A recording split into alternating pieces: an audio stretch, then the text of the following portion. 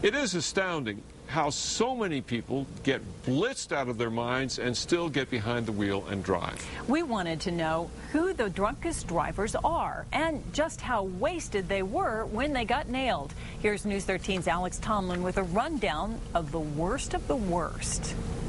The minute I think I've seen it all, something else crazy happens. State Police DWI officers Curtis Ward and Curtis Curran have seen it all.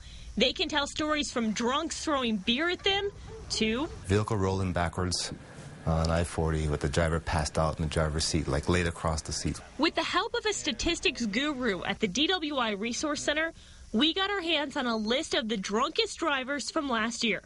Can you believe it? There were 198 people arrested last year with a blood alcohol content of 0.31 or higher. That's basically 4 times the legal limit for driving. These are the faces of the worst of the worst. There are 4 drivers tied for the 5th spot on the list.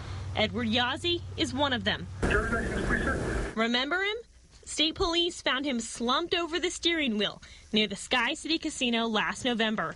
He took off and led police on a 10-mile chase on and off of I-40. Inside his truck,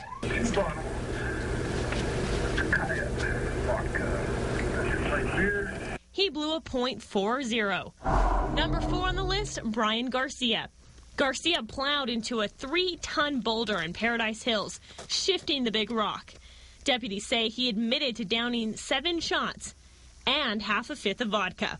The bottle was in his van. He blew a .41. Then comes Marco Lopez Chiroy. The 34-year-old blew a .42 when Santa Fe cops stopped him. There is no number 2 because 2 drivers are tied for the number 1 spot. Meet Kellen Toole. The 27-year-old woman did not learn her lesson. In July, Albuquerque police nailed her for DWI. She blew a .44. Just a couple of months earlier, she was pulled over and blew a .33. The other member of the .44 club is Anthony Baca. The 57-year-old was caught by Tesuque Pueblo police last June. Alex Tomlin, KRQE News 13.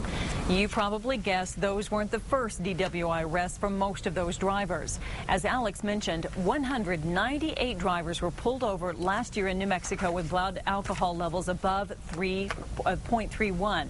Bernalillo County had most of them with 44, followed by Santa Fe, McKinley, and San Juan counties.